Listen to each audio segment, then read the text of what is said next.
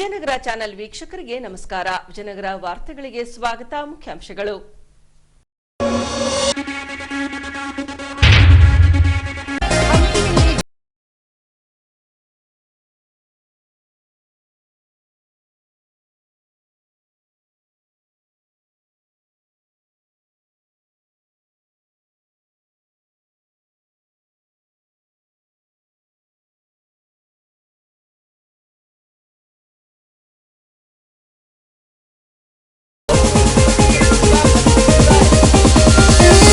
ಈಗ ವಾರ್ತೆಗಳ ವಿವರ. ಬರುವ ಜುಲೈ ತಿಂಗಳಲ್ಲಿ ಐತಿಹಾಸಿಕ ಹಂಪಿಯಲ್ಲಿ G20 ಶೃಂಗಸಭೆ ನಡೆಯಲಿದೆ. ಇದರಲ್ಲಿ ವಿಶ್ವದ ವಿವಿಧ ದೇಶದ ಗಣ್ಯರು ಪಾಲ್ಗೊಳ್ಳಲಿದ್ದಾರೆ.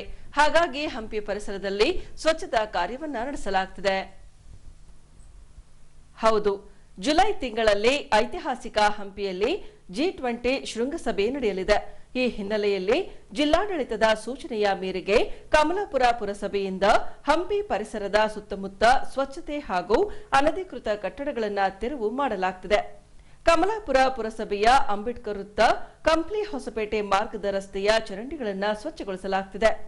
ಅದೇ ರೀತಿ ಚರಂಡಿ ಮೇಲೆ ನಿರ್ಮಿಸಿರುವ ಅನಧಿಕೃತ ಕಟ್ಟಡಗಳನ್ನು ಜೆಸಿಬಿಯಿಂದ ತೆರವುಗೊಳಿಸಲಾಗುತ್ತಿದೆ.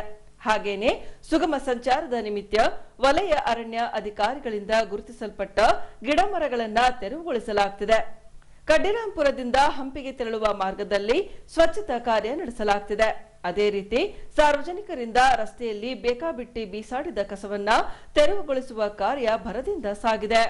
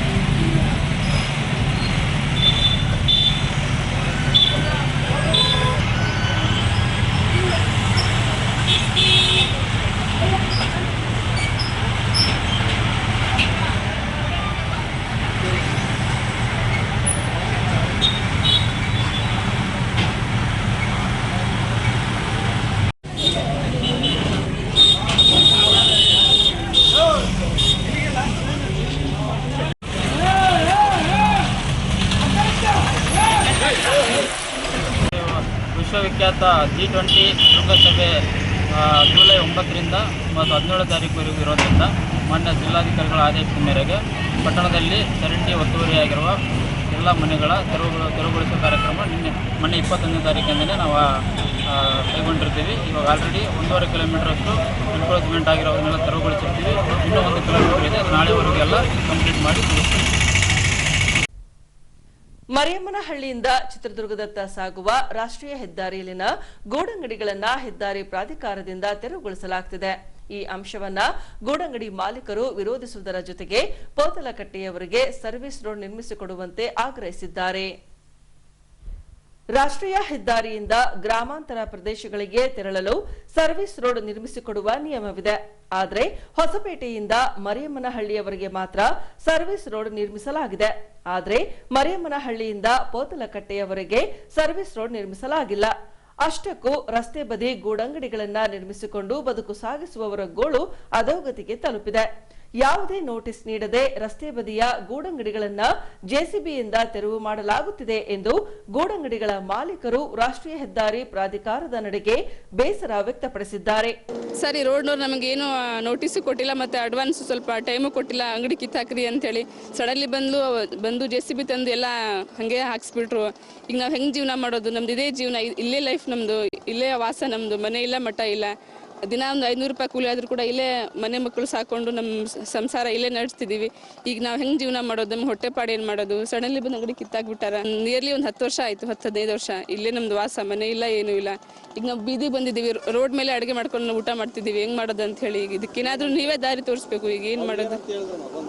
ಏನೂ ಇಲ್ಲ, ಇದು ರೋಡ್ ಜಾಗ, ನೀವು ಅಂಗಡಿ ಕಿತ್ತಾಕಬೇಕು ಅಂತೇಳಿ ಸಡನ್ಲಿ ಬಂದು ಜೆಸಿಬಿ ತಂದು ಹಂಗೆ ಹಾಕ್ಸ್ಬಿಟ್ರು. ನೋಟಿಸ್ ಕೊಟ್ಟಿಲ್ಲ, ಅಡ್ವಾನ್ಸ್ ಏನು ಕೂಡ ಹೇಳೇ ಇಲ್ಲ ನಮಗೆ. ಈಗ ನಾವು ಹೆಂಗೆ ಮಾಡೋದು ಏನಂತೇಳಿ ಮಕ್ಕಳು ಇಲ್ಲೇ ಇದರಲ್ಲಿ ನಮ್ಮ ಮನೆ ಖರ್ಚು ನಡೆಯೋದು, ಇದರಲ್ಲೇ ನಮ್ದೆಲ್ಲ ನಡೆಯೋದು. ಊಟ ವಸತಿ ಇಲ್ಲ, ಆರೋಗ್ಯ ಇಲ್ಲ, ಇದರಲ್ಲೇ ನೋಡ್ಕೊತಿದ್ದೀವಿ. ದಿನ ಒಂದು 500 ರೂಪಾಯಿ ಅಷ್ಟೇ ಆಗ್ತಿತ್ತು. ಇದರಲ್ಲೇ ನಾವು ಕರೆಂಟ್ ಬಿಲ್ಲು, ಜಾಗದ ಬಾಡಿಗೆ ಎಲ್ಲ ಕಟ್ಕೊಂಡು ನಮ್ಮ ಜೀವನ ನಡೆಸ್ತಿದ್ದೀವಿ. ಈಗ ಹೆಂಗೆ ಮಾಡೋದು ನಾವೇನು, ನಮಗೆ ನೀವೇ ದಾರಿ ತೋರಿಸ್ಬೇಕೀಗ. ನಮಸ್ತೆ ಸರ್, ನಾವಿಲ್ಲಿ 20 ವರ್ಷದಿಂದ ಜೀವನ ಮಾಡ್ತಾ ಇದ್ದೀವಿ ಸರ್. ಮೊನ್ನೆ ನಾವು ಇರಲಿಲ್ಲ ಸರ್, ನಮ್ಮ ಮನೆಯವರಿಗೆ ಆರಾಮಿರಲಿಲ್ಲ, ಶುಗರ್ ಜಾಸ್ತಿ ಆಗಿದೆ, ತೋರಿಸ್ಕೊಂಬರಕ್ಕಂತ ಹಾಸ್ಪಿಟ್ಲಿಗೆ ಹೋಗಿದ್ದೀವಿ. ಇಲ್ಲದೆ ಇರೋ ಟೈಮ್ನಲ್ಲಿ ಬಂದು ರೋಡ್ನೇರು ಸಣ್ಣ ಮಗ ಇದ್ದಾನೆ ಸರ್, ಅವನು ಎಷ್ಟು ನಾವು ಫೋನಲ್ಲಿ ಹೇಳ್ತಿದ್ದೀವಿ ಸರ್, ನಾವಿಲ್ಲ ನಮ್ಮ ಮನೆಯವ್ರಿಗೆ ಆರಾಮಿಲ್ಲ ಅಂತ ಹೇಳಿದ್ರು ಸಹ ಅವನ್ನ ಇಲ್ಲ ನಾವೆಲ್ಲ ಸಾಮಾನು ತೆಗೆದು ದೌರ್ಜನ್ಯ ಮಾಡಿ ಹೊರಗಡೆ ಸಾಮಾನೆಲ್ಲ ಇಟ್ಟು ನಮಗೆ ಮನೆನೂ ಇಲ್ಲ, ಇಲ್ಲೇ ಜೀವನ ಮಾಡ್ತಾ ಇದೀವಿ. ಮಕ್ಳು ಕಟ್ಕೊಂಡು ಸ್ಕೂಲ್ ಹೋಗ್ತಿದ್ದೋ 3 ಮಕ್ಕಳು ಇದೇ ಥರ ಅಷ್ಟು ವಾದಿ ಮಾಡಿದ್ರು ಸರ್. ಎಷ್ಟು ಹೇಳಿದ್ರು ನಾವು ಬೀಳ್ದಂಗೆ ಎಲ್ಲ ಕಿತ್ತಿಟ್ಟು ಹೋಗಿದ್ದಾರೆ ಸರ್. ನಾವೆಲ್ಲಿ ಜೀವನ ಮಾಡ್ಬೇಕು ಸರ್, ಮನೆನೂ ಇಲ್ಲ ನಮಗೆ, ಎಲ್ಲಿ ಜೀವನ ಮಾಡೋಣ ನಾವು? 20 ವರ್ಷ ಆಯ್ತು ಸರ್ ನಾವು ಜೀವನ ಮಾಡಕತ್ತಿಲ್ಲಿ. ಏನು ನೋಟಿಸ್ ಕೊಟ್ಟಿಲ್ಲ ಸರ್. ಮೊನ್ನೆ ಬಂದು ಒಂದು 3-4 ದಿವಸದ ಕೆಳಗೆ ಕಿತ್ಕೊಳ್ರಂದ. ಇದೇ ಟೈಮು 2-3 ವರ್ಷದಿಂದ ಇದೇ ಥರ ಹೇಳ್ತಾರಲ್ಲ ಬಿಡ ಅಂತ ನಾವು ಸುಮ್ಮನೆ ಆದ್ವಿ ಸರ್. ನೋಟಿಸ್ ಏನು ಕೊಟ್ಟಿಲ್ಲ. ಹಾಸ್ಪಿಟ್ಲಲ್ಲಿ ಇದೀವಿ ಅಂದ್ರು ಸಹ ಕೇಳ್ದಂಗೆ ಪೊಲೀಸರು ಎಲ್ಲ ಮಾತಾಡಿದ್ರು ಸರ್, ಒಟ್ಟ ಕೇಳ್ತಾನೆ ಇಲ್ಲ. ದೌರ್ಜನ್ಯ ಮಾಡಿ ಕಿತ್ತಿಟ್ಟು ಹೊರಗಡೆ ಸಾಮಾನು ಇಟ್ಟು ಸರ್. ಈ ಮಕ್ಕಳು ಮರಿ ಸ್ಕೂಲಿಗೆ ಕಳಿಸ್ಬೇಕು, ನಾವು ಎಲ್ಲಿ ಜೀವನ ಮಾಡ್ಬೇಕು ಸರ್? ಈಗ ಅವರಿಗೆ ಶುಗರ್ ಸರ್, ಇನ್ಸುಲೆನ್ಸು ಫ್ರಿಜ್ನಾಗ ಇರಲೇಬೇಕು, ಈ ಕರೆಂಟೂ ಇಲ್ಲ. ಈ ಥರ ಜೀವನ ಮಾಡಿ ಎಷ್ಟು ವರ್ಷ ಇಲ್ಲಿಗೆ 4-5 ಟೈಮ್ ಸರ್ ಕಿತ್ತ ಹಾಕಾಕ ನಾವು. ಈಗ 1 ಲಕ್ಷ ರೂಪಾಯಿ ಒಂದು ದಿನದ ಕಿತ್ತುತ್ತಾರೆ ಸರ್ ಅವ್ರು. 1 ಲಕ್ಷ ರೂಪಾಯಿ ಬೇಕು ನಾವು ಖರ್ಚು ಮಾಡಿ ಹಾಕ್ಬೇಕಂದ್ರೆ. ಮತ್ತೆ ಸಾಲ ಮಾಡ್ಕೊಂಡು ಸರ್, ಡೈಲಿ ಕಲೆಕ್ಷನ್ ಇದೆ, ಎಲ್ಲಿಂದ ಕಟ್ಟಬೇಕು? ದುಡಿದ್ರೆ ಅನ್ನ, ಇಲ್ಲಾಂದ್ರೆ ಇಲ್ಲ.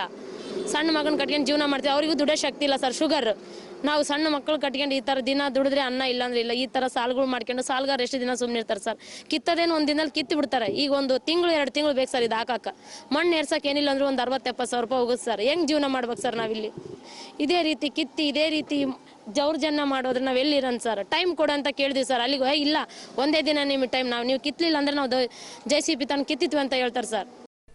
ಅದೇ ರೀತಿ ಅಪಘಾತಗಳನ್ನ ತಡೆಯುವ ದೃಷ್ಟಿಯಿಂದಾಗಿ ಮರಿಯಮ್ಮನಹಳ್ಳಿಯಿಂದ ಪೋತಲಕಟ್ಟೆಯವರೆಗೆ ಸರ್ವಿಸ್ ರೋಡ್ ನಿರ್ಮಿಸಬೇಕೆಂದು ರಾಷ್ಟ್ರೀಯ ಹೆದ್ದಾರಿ ಪ್ರಾಧಿಕಾರಕ್ಕೆ ಗೂಡಂಗಡಿ ಮಾಲೀಕರು ಆಗ್ರಹಿಸಿದ್ದಾರೆ. ವಿಜಯನಗರ ಜಿಲ್ಲೆ ಹೊಸಪೇಟೆ ತಾಲೂಕಿನಿಂದ ನಮಗೆ ಹೊಸಪೇಟೆ ರಾಷ್ಟ್ರೀಯ ಹೆದ್ದಾರಿಯಿಂದ ಚಿತ್ರದುರ್ಗ ಹೆದ್ದಾರಿಗೆ ಏನು ರಾಷ್ಟ್ರೀಯ ಹೆದ್ದಾರಿ ಮಾಡಿದ್ದಾರೆ. ಮಾಡೋ ದಿವಸಲಿದ್ದ ನಾವು ಸರ್ವಿಸ್ ರಸ್ತೆ ಕೇಳ್ತಾ ಇದ್ದೀವಿ. ಮೊನ್ನೆ ಜಿಲ್ಲಾಧಿಕಾರಿಗಳು, ಉಸ್ತುವಾರಿ ಮಿನಿಸ್ಟ್ರುಗಳು, MP ಗಳಿಗೆ ಎಲ್ಲರಿಗೂ ಸಹಿತ ಈ ರಸ್ತೆ ನಾವು ತೋರಿಸಿದ್ದೀವಿ. ಇಲ್ಲಿ ಭಾಳ ಆಕ್ಸಿಡೆಂಟ್ ಆಗ್ತಾಯಿದೆ. ಸದ್ಯ ನಮಗೆ ಹೊಸಪೇಟೆಯಲ್ಲಿದ್ದ ಹನ್ನಮನಹಳ್ಳಿವರೆಗೆ ಮಾತ್ರ ಸರ್ವಿಸ್ ರಸ್ತೆ ಇದೆ. ಆ ರಸ್ತೆ ನಮಗೆ ಪೋತಲಕಟ್ಟೆ ಕ್ರಾಸ್ವರೆಗೆ ಸರ್ವಿಸ್ ರಸ್ತೆ ಮಾಡಬೇಕಂತ ಸುಮಾರು ಸಲ ನಾವು ಮನವಿ ಮಾಡಿದ್ವಿ.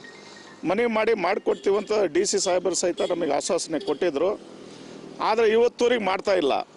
ಇವತ್ತೆಲ್ಲೋ ಸಣ್ಣ ಪುಟ್ಟ ಬೀದಿಯಲ್ಲಿ ಒಂದು ಸೆಡ್ ಇಟ್ಟು ಅವರು ಏನು ಜೀವನ ಸಾಗಿಸ್ತಾ ಇದ್ದಾರೆ. ಅವರಿಗೆ ಗುಡಿಸಲು ಕಿತ್ತಕ್ಕೆ ಇವತ್ತು ಬರ್ತಾ ಇದ್ದಾರೆ ವಿನಃ ಸರ್ವಿಸ್ ರೋಡ್ ಮಾಡೋಕ್ಕೆ ಬರ್ತಾ ಇಲ್ಲ. ಸರ್ವಿಸ್ ರೋಡ್ ಯಾಕೆ ಮಾಡ್ತಾ ಇಲ್ಲ ಸರ್ಕಾರದಲ್ಲಿದ್ದ? ನಾವು ಎಷ್ಟೇ ಸಲ ಅದನ್ನು ಸಾರ್ವಜನಿಕರಾಗಿ ಗಮನಕ್ಕೆ ಕೊಟ್ಟಿವಿ. ಲಿಖಿತ ಮುಖವಾಗಿ ನಾವು ಜಿಲ್ಲಾಧಿಕಾರಿ ಕೇಳಿವಿ. ಭೂ ಸಾರಿಗೆ ನ್ಯಾಷನಲ್ ಹೈವೇ ಏನು ಅಧಿಕಾರಿಗಳಿದೆ ಅವ್ರಿಗೆ ಗಮನಕ್ಕೆ ಸಹಿತ ನಾವು ತಂದಿದ್ವಿ. ಆದ್ದರಿಂದ ನಾವು ಮರಮೇಳಿದ ಇವತ್ತೇನೋ ಪೋತಲಕಟ್ಟೆವರೆಗೆ ಏನು ಹೋಗ್ತಾ ಇದೆ ರಾಷ್ಟ್ರೀಯ ಹೆದ್ದಾರಿ, ಆ ಹೆದ್ದಾರಿಯೆಲ್ಲ ಸರ್ವಿಸ್ ರಸ್ತೆ ನಮಗೆ ಕೊಟ್ಟು, ಸರ್ವಿಸ್ ರಸ್ತೆಯಲ್ಲಿ ಸುಮಾರು ಅವರು ಸರ್ವಿಸ್ ರಸ್ತೆ ಇದ್ದರೆ ಒಂದೇ ಸಾಲದ ಇಲ್ಲ. ಆ ಸರ್ವಿಸ್ ರಸ್ತೆಯಲ್ಲಿದ್ದ ಇವತ್ತು ಅಂಡರ್ ಪಾಸ್ ಬೇಕು. ಆ ರಸ್ತೆಯಲ್ಲಿದ್ದ ಈ ಕಡೆ ಬರಬೇಕಾದ್ರೆ 1-2 ಹತ್ರ ಅಂಡರ್ ಪಾಸ್ ಮಾಡಬೇಕಾಗತ್ತೆ. ಆದ್ದರಿಂದ ತಾವು ತಮ್ಮ ಮೀಡಿಯಾ ಮುಖಾಂತರ ನಾನು ಸರ್ಕಾರ ಮತ್ತು ಅಧಿಕಾರಿಗಳಿಗೆ ಹೇಳ ಬಯಸೋದೇನೆಂದರೆ, ನಮಗೆ ಮೊದಲೇ ಸರ್ವಿಸ್ ರಸ್ತೆ ಅಡ್ಡಾಳಿಕೆ ಮಾಡಿಕೊಡ್ರಿ. ಆಮೇಲೆ ನಿಮ್ಮ ನ್ಯಾಷನಲ್ ಹೈವೇ ಬಾರ್ಡ್ರ್ ಎಲ್ಲಿ ಬರ್ತತೆ ಅಲ್ಲಿವರೆಗೆ ನೀವು ಬೌಂಡ್ರಿ ಫಿಕ್ಸ್ ಮಾಡಿಕೊಡ್ರಿ. ನಾವು ಬೇಡ ಅಂತ ಹೇಳಂಗಿಲ್ಲ. ಸರ್ವಿಸ್ ರಸ್ತೆ ಮಾಡಿದ ಮೇಲೆ ಬೇಕಾದರೆ ಇವು ಗುಡಿಸ್ಗಳು ಕಿತ್ತಕ್ಕೆ, ಹೋಟ್ಲುಗಳು ಕಿತ್ತಕ್ಕೆ ನಮ್ಮದೇನು ಅಭ್ಯಂತರ ಇಲ್ಲ. ಮೊದಲೇ ಸರ್ವಿಸ್ ರಸ್ತೆ ಮಾಡಿ ಆಮೇಲೆ ಇದನ್ನು ಕೈ ಹಾಕ್ಬೇಕಂತ ತಮ್ಮ ಮೂಲಕ ಕೇಳ್ಕೊತಾ ಇದ್ದೀನಿ. ಕೃಷ್ಣನಾಯಕ, ಜಿಲ್ಲಾ ಕಾರ್ಯದರ್ಶಿ, BJP, ವಿಜಯನಗರ. ದಿನಾಂಕ 25ರಂದು ಬಲಿಜ ಸಮಾಜದಿಂದ ಯೋಗಿ ನಾರಾಯಣ ಗುರುಗಳ 188ನೇ ಆರಾಧನಾ ಮಹೋತ್ಸವ ನಡೆಯಲಿದೆ. ಈ ಹಿನ್ನೆಲೆಯಲ್ಲಿ ಸಮಾಜ ಬಾಂಧವರು ಹೆಚ್ಚಿನ ಮಟ್ಟದಲ್ಲಿ ಆಗಮಿಸಿ ಕಾರ್ಯಕ್ರಮವನ್ನ ಯಶಸ್ವಿಗೊಳಿಸುವಂತೆ ಬಲಿಜ ಸಮಾಜದ ಮುಖಂಡರು ಕರೆ ನೀಡಿದ್ದಾರೆ. ಈ ಅಂಶಕ್ಕೆ ಸಂಬಂಧಿಸಿದಂತೆ ಹೊಸಪೇಟೆ ತಾಲೂಕು ಬಲಿಜ ಸಮಾಜದ ಮುಖಂಡರಿಂದ ಸ್ಥಳೀಯ ಜಿಲ್ಲಾ ಪತ್ರಿಕಾ ಭವನದಲ್ಲಿ ಸುದ್ದಿಗೋಷ್ಠಿಯನ್ನ ಹಮ್ಮಿಕೊಳ್ಳಲಾಗಿತ್ತು.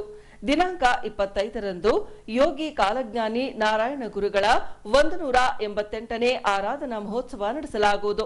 ತನ್ನಿಮಿತ್ಯ ಬೆಳಗ್ಗೆ 8ರ ನಂತರ ಸಿದ್ಧಿವಿನಾಯಕ ದೇವಸ್ಥಾನದಿಂದ ಬಲಿಜ ಭವನದವರೆಗೆ ಭಾವಚಿತ್ರದ ಮೆರವಣಿಗೆ ನಡೆಸಿ ಎಸ್ಎಸ್ಎಲ್ಸಿ ಹಾಗೂ ಪಿಯುಸಿಯಲ್ಲಿ ಅತಿ ಹೆಚ್ಚು ಅಂಕ ಗಳಿಸಿದ ಸಮಾಜದ ವಿದ್ಯಾರ್ಥಿಗಳಿಗೆ ಪ್ರತಿಭಾ ಪುರಸ್ಕಾರ ಹಾಗೂ ಶಿಷ್ಯ ವೇತನ ನೀಡಲಾಗುವುದೆಂದು ತಿಳಿಸಿದ್ದಾರೆ. ನಮ್ಮ ಹೆಸರು ಸುನಿಲ್ ನಾರಾಯಣ ಅಂತ, ಬಲಿಜ ಯುವಸೇನ ಅಧ್ಯಕ್ಷರು.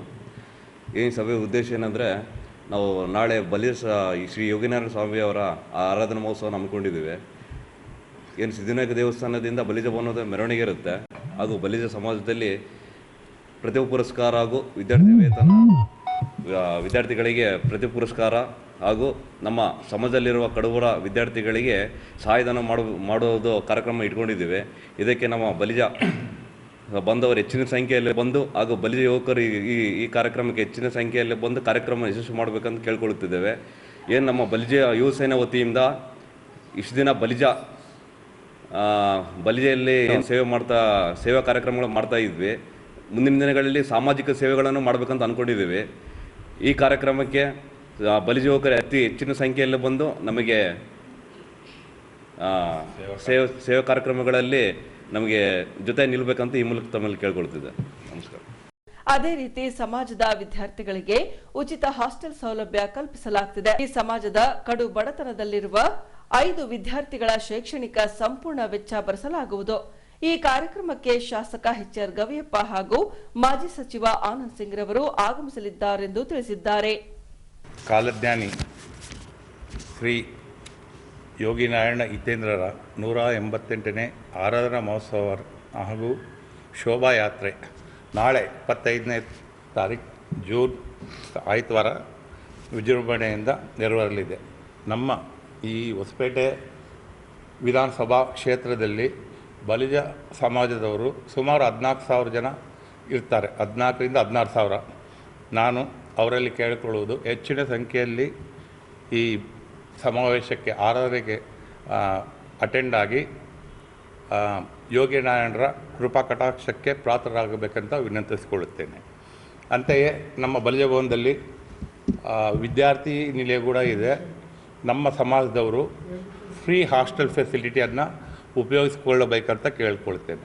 ಹಾಗೆಯೇ ಇತರ ಸಮಾಜದಲ್ಲಿ ಕಡು ಬಡವರಿದ್ದರೂ ಅವರಿಗೂ ಆದ್ಯತೆ ಮೇರೆಗೆ ಫ್ರೀ ಹಾಸ್ಟೆಲ್ ಫೆಸಿಲಿಟಿ ಕೊಡಲಾಗುವುದು. ಅಂತೆಯೇ ನಾಳೆ ಬಲಿಜ ಪ್ರತಿಭಾವಂತ ವಿದ್ಯಾರ್ಥಿಗಳಿಗೆ ಪುರಸ್ಕರಿಸಲಾಗುವುದು. ಹಾಗೆಯೇ ನಮ್ಮ ಬಲಿಜ ಸಮಾಜದಲ್ಲಿ ಕಡು ಬಡವ ವಿದ್ಯಾರ್ಥಿಗಳಿಗೆ ಯೋಗಿನಾರಾಯಣ ಟ್ರಸ್ಟಿಂದ ಸ್ಕಾಲರ್ಶಿಪ್ ಕೂಡ ಕೊಡಲಾಗುವುದು.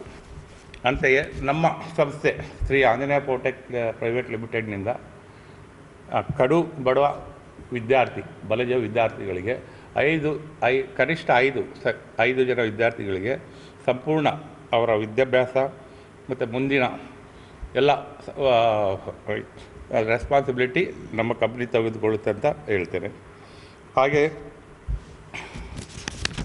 ಅಂದರೆ ದತ್ತು ಪಡೆಯಲಾಗುತ್ತದೆ. ಅಂತೆಯೇ ನಾಳೆಯ ನಮ್ಮ ಕಾರ್ಯಕ್ರಮಕ್ಕೆ ಮುಖ್ಯ ಅತಿಥಿಗಳಾಗಿ ನೂತನವಾಗಿ ಆಯ್ಕೆಯಾಗಿರುವಂಥ ಜನಪ್ರಿಯ ಶಾಸಕರಾದ ಶ್ರೀ ಎಚ್.ಆರ್. ಗವಿಯಪ್ಪನವರು ಹಾಗೂ ಮಾಜಿ ಸಚಿವರು MLA ಹಾಗೂ ನಮ್ಮ ಮಿತ್ರರಾದ ಶ್ರೀಮಾನ್ ಆನಂದ್ ಸಿಂಗ್ ಅವರು, ಅಂತೆಯೇ ನಮ್ಮ ಜನಾಂಗದವರೇ ಆದ ವೈದ್ಯಾಧಿಕಾರಿ ಹರಿಪ್ರಸಾದ್ ಅವರು, ಅಂತೆಯೇ ನಮ್ಮವರೇ ಬಲಿಜ ಸಂಘದ ಜಿಲ್ಲಾ ಅಧ್ಯಕ್ಷರಾದ ಕಾಳಿದಾಸ್ ಹಾಗೂ ನಮ್ಮ ಲಾಲ್ ಬಹದ್ದೂರ್ ಶಾಸ್ತ್ರಿ ಕೌನ್ಸಿಲರ್ ಆದ ಶ್ರೀಮತಿ ದ್ವಾರಕೀಶ್ ಅವರು ಪಾಲ್ಗೊಳ್ಳುತ್ತಾರೆ. ಹಾಗೆಂದು ನಾವು ಇನ್ನೊಂದು ಸಾರಿ ಎಲ್ಲ ಬಲಿಜ ಬಾಂಧವರು ಹೆಚ್ಚಿನ ಸಂಖ್ಯೆಯಲ್ಲಿ ಪಾಲ್ಗೊಂಡು ಈ ಕಾರ್ಯಕ್ರಮವನ್ನು ಯಶಸ್ವಿಗೊಳಿಸಬೇಕಂತ ಕೇಳ್ಕೊಳ್ತೀವಿ. ಈಗ ಪೊಲೀಸ್ ಪ್ರಕಟಣೆ. ಎಷ್ಟೇ ಹಳೆಯ ಬಂಗಾರವಿರಲಿ, ಪಾಲಿಶ್ ಮಾಡಿದ ಮೇಲೆ ಹೊಸದೇ ರೀತಿಯಲ್ಲಿ ಕಾಣ್ತದೆ ತಾಯಿ, ನೋಡಿ.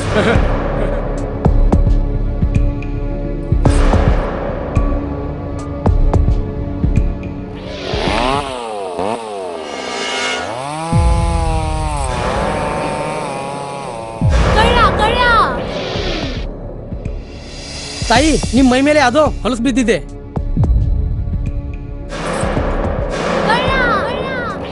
ಇಲ್ಲಿ ತಾಯಿ, ನಾನು ಪೊಲೀಸ್. ಅಲ್ಲಿ ಮುಂದೆ ದಾರಿಲಿ ದೊಡ್ಡ ಗಲಾಟೆ ಆಗಿದೆ. ಮತ್ ನೀವು ಇಷ್ಟೆಲ್ಲ ಒಡವೆ ಹಾಕೊಂಡು ತಿರುಗಾಡ್ತಾ ಇದ್ದೀರಾ. ಈ ಒಡವೆಗಳನ್ನ ಈ ವಸ್ತ್ರದಲ್ಲಿ ಕಟ್ಟಿ ಪರ್ಸ್ನಲ್ಲಿ ಇಡಿ. ಹಾಕಿ ಹಾಕಿ ಪರ್ಸ್ನಲ್ಲಿ ಇಡೋಣ. ಅಲ್ಲೇ ಮುಂದ್ಗಡೆ ಆಗಿದೆ. ಇದು ತಗೊಳ್ತಾಯಿ, ನಾನು ಬರ್ತೀನಿ. ಈ ಕಡೆಯಿಂದ ಹೋಗಿ.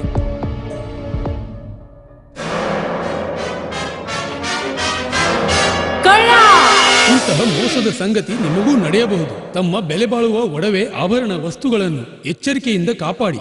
ಯಾವುದೇ ಮಾತುಗಳಿಗೆ ಮರುಳಾಗಬೇಡಿ. ಸಂಶಯಾಸ್ಪದ ರೀತಿಯಲ್ಲಿ ಯಾರಾದರೂ ಕಂಡು ಬಂದರೆ ಸಮೀಪದ ಪೊಲೀಸ್ ಠಾಣೆಯನ್ನು ಸಂಪರ್ಕಿಸಿರಿ. ಈಗ ಕೊನೆಯಲ್ಲಿ ಮತ್ತೊಮ್ಮೆ ವಾರ್ತೆಗಳ ಮುಖ್ಯಾಂಶಗಳು.